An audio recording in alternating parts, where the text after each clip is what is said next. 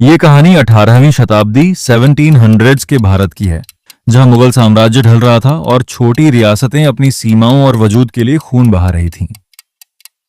अब कहानी शुरू करते हैं। राजा की लास्ट में आप बताना कैसी लगी। शीर्षक, रक्त का अभिषेक भूमिका। सरहद पर गहराता साया साल 1742। बुंदेलखंड की पहाड़ियों के बीच बसी रुद्रगढ़ की रियासत पर काले बादल मंडरा रहे थे। एक तरफ मराठा सेना के हमले का डर था, तो दूसरी तरफ किले के भीतर कुछ ऐसा था जो मराठों की तलवारों से भी ज्यादा घातक था। राजा विक्रम सिंह अपने दरबार में चिंतित बैठे थे। बहस और डिबेट, नीति बनाम नियति दरबार में दो गुटों के बीच तीखी बहस छिड़ी हुई थी। एक तरफ सेनापति जुझार सिंह थे जो युद्ध के पक्ष में थे, और दूसरी तरफ राजपुरोहित पंडित चंद्रशेखर जो अनहोनी की चेतावनी दे रहे थे। सेनापति: महाराज, हम इस समय बहस में वक्त जाया नहीं कर सकते। मराठा सेना सीमा पार कर चुकी है, हमें युद्ध का ऐलान करना होगा। राजपुरोहित: सेनापति, तलवारें इंसानों को मार सकती हैं, सायों को नहीं। पिछले 3 दिनों में हमारे 5 संतरी गायब हो चुके हैं। उनके शरीर नहीं मिले, सिर्फ दीवारों पर खून के निशान मिले हैं। यह युद्ध का नहीं, शांति और अनुष्ठान का समय है। सेनापति: पाखंड, आप डरपोक हैं पुरोहित जी। क्या आप चाहते हैं कि हम दुश्मन के सामने घुटने टेक दें क्योंकि कुछ सिपाही भाग गए? राजपुरोहित: वे भागे नहीं हैं, वे बलि चढ़ाए गए हैं। किले की पुरानी तहखानों से जो आवाजें आ रही हैं, क्या आपने नहीं सुनी? वह प्राचीन श्राप जाग चुका है जिसे आपके पूर्वजों ने 200 साल पहले दफनाया था। राजा विक्रम सिंह ने मेज पर हाथ पटका। शांति।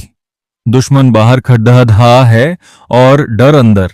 हम कल सुबह युद्ध के लिए प्रस्थान करेंगे, लेकिन आज रात हमें उस रहस्य का पता लगाना होगा जो मेरे सैनिकों को निगल रहा है। थ्रिलर। रात का सन्नाटा। रात के 2 बज रहे थे। किले की मशालें हवा के बिना ही फड़फड़ा रही थीं। राजा विक्रम सिंह खुद अपनी नंगी तलवार लेकर गुप्त गलियारों की जांच करने निकले। उनके साथ सिर्फ 2 भरोसेमंद अंगरक्षक थे। जैसे ही वे काल कोठरी की ओर बढ़े, उन्हें एक अजीब सी महक आई। सड़े हुए मांस और पुरानी चमेली के इत्र का मिला जुला मिश्रण। अचानक पीछे चल रहे एक अंगरक्षक की चीख निकलनी चाहिए, लेकिन उससे पहले ही कुछ काला और विशाल उसे अंधेरे में खींच ले गया। कौन है वहां? राजा चिल्लाए। मशाल की रोशनी में उन्होंने देखा कि फर्श पर सिर्फ अंगरक्षक का कटा हुआ हाथ पड़ी रहा था, जो अभी भी कांप रहा था। हॉरर। वो जो दीवारों में है राजा, और उनका दूसरा सैनिक पीछे मुद्दे।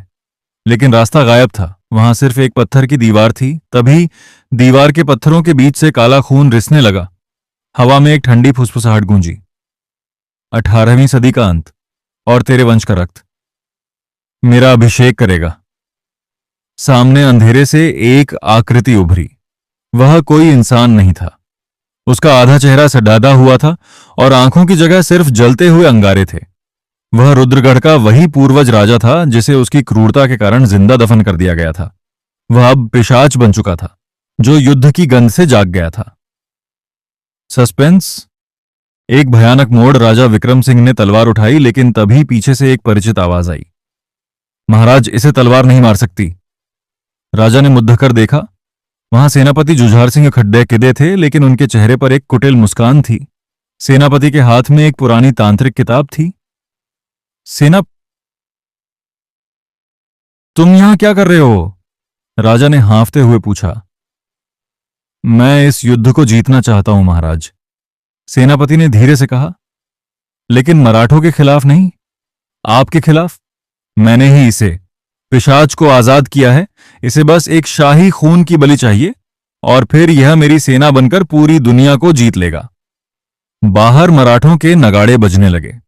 युद्ध शुरू हो चुका था, लेकिन किले के अंदर असली नरसंहार अभी शुरू होना बाकी था। क्या राजा विक्रम सिंह इस दोहरे वार से बच पाएंगे? क्या राजपुरोहित का अनुष्ठान इस प्राचीन शैतान को रोक सकेगा?